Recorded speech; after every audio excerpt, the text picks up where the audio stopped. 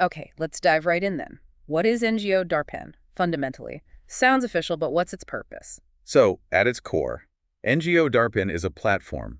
It's managed by NETI Aayog, the government's main policy think tank. Right, NTIIO. Yeah, and think of Huh. it like a bridge, an interface. It connects voluntary organizations, VOs, NGOs, all those kinds of groups with government ministries, departments, different government bodies. An interface. Okay, so bringing government and NGOs together. Exactly. The whole point is to, foster a better partnership between the government and the voluntary sector, make it stronger. Why is that partnership seen as so important? Well, it's really about improving how things work on the ground, boosting efficiency, making things more transparent, and upping the accountability for everyone involved. Okay, efficiency, transparency, accountability. How does DARPAN actually do that, practically speaking? One key way is acting as a central hub, like a big repository of information about all these VOs and NGOs. A database. Sort of, yeah. But categorized, you can find organizations based on the work they do, the sector they're in, or which state they operate in. Ah, so if a ministry needs an environmental group in, say, Odisha, they can find it there. Precisely. It streamlines that search.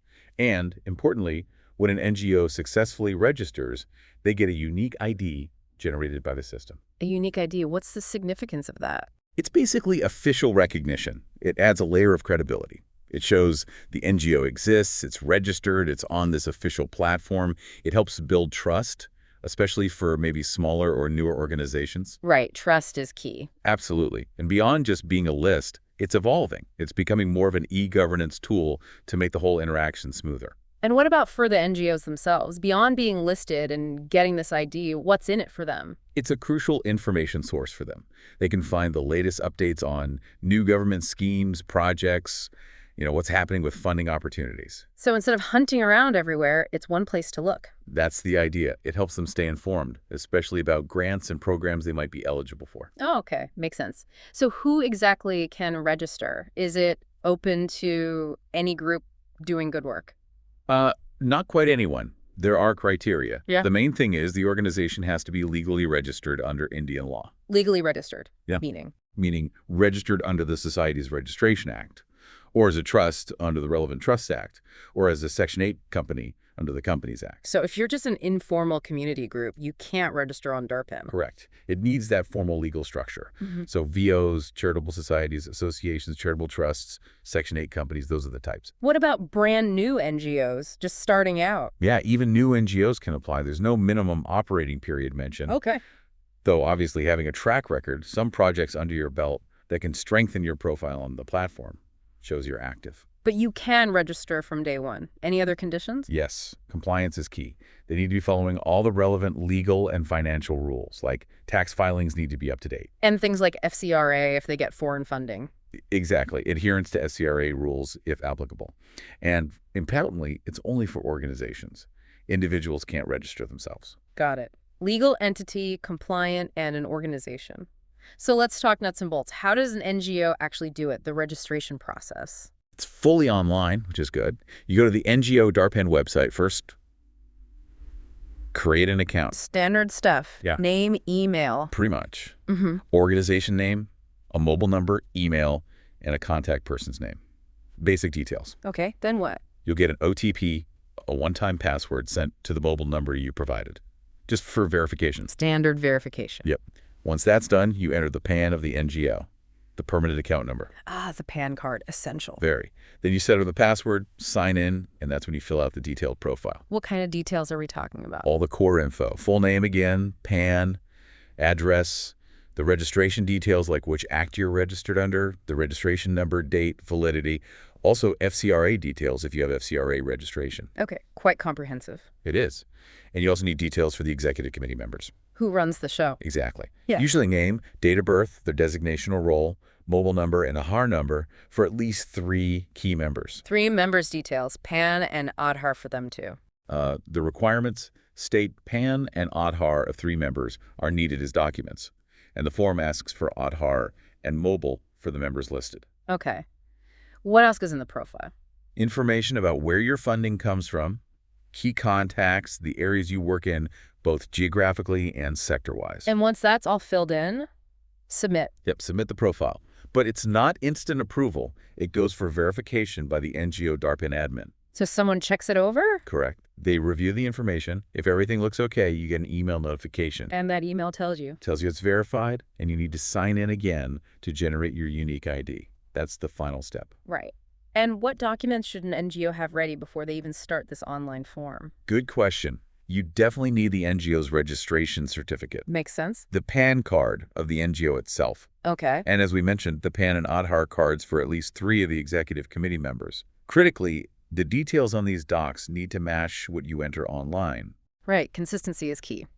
Okay. The big question many will have, does this cost anything? Any government fees? Nope. That's the good news. Registration on the NGO Darpan portal is completely free of charge. That's great to hear. Okay, so you go through the process, provide the info, docs, get verified, generate the unique ID. Now let's really dig into the benefits. Why should an NGO invest the time? What's the payoff?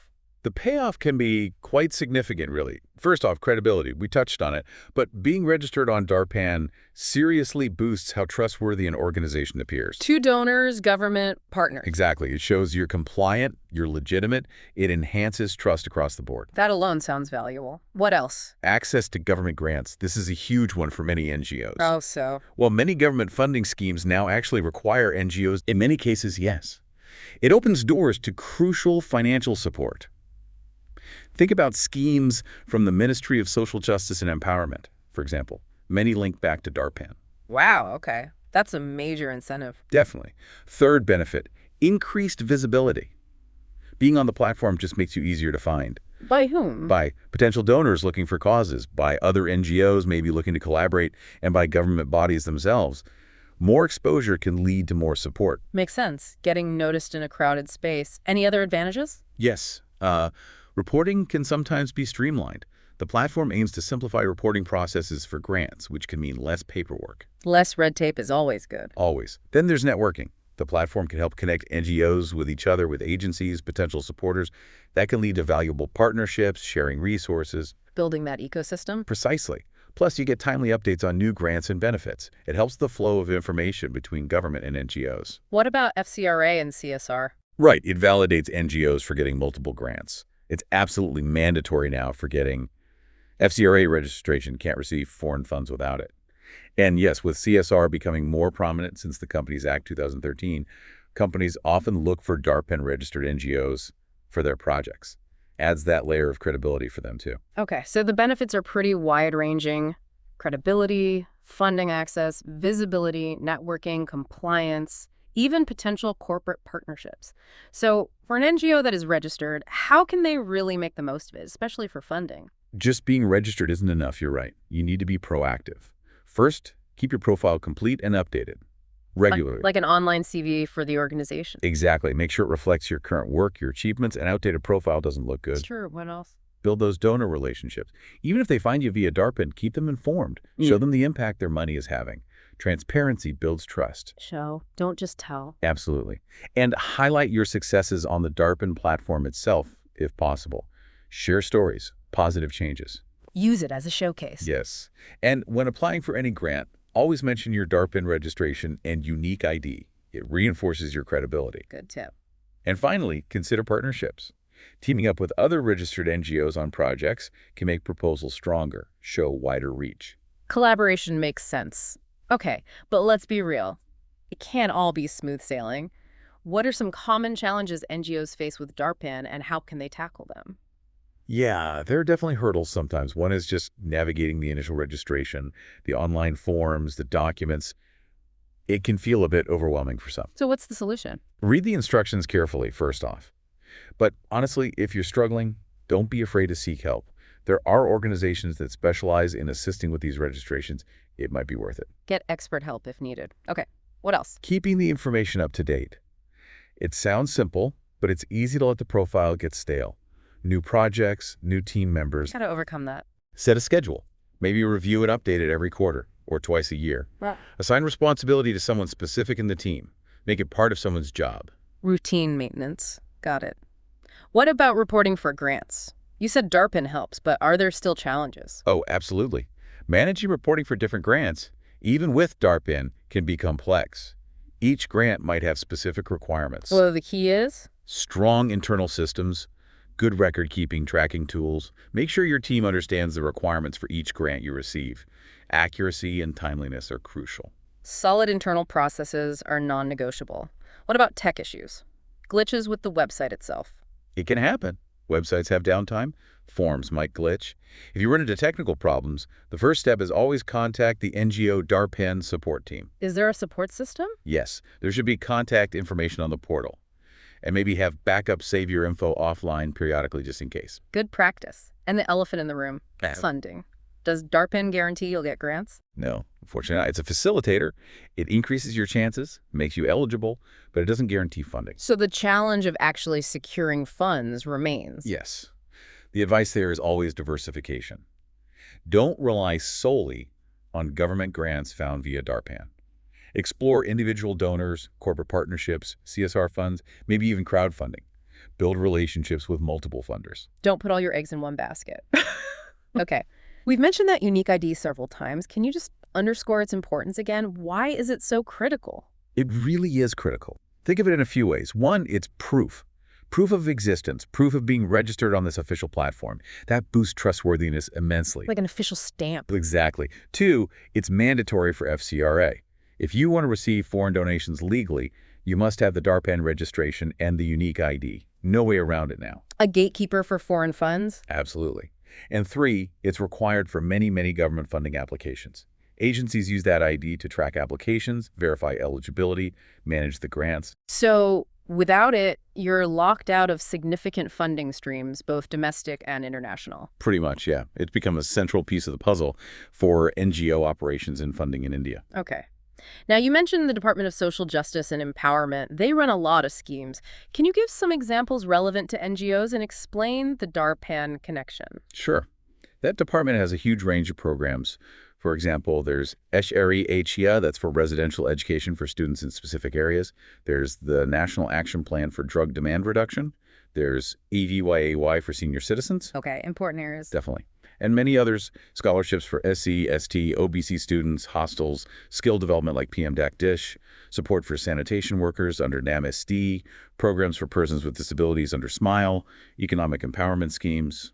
The list is long. A lot going on. How does NGO Darpan fit in with applying for support under these schemes? For a large number of these schemes, being registered on NGO Darpan is often a prerequisite for an NGO to even apply for funding or partnership. A direct requirement. Often, yes, or at the very least, it's a significant advantage. It shows the government agency that the NGO is recognized, registered, and meets basic compliance checks via the Darpan system.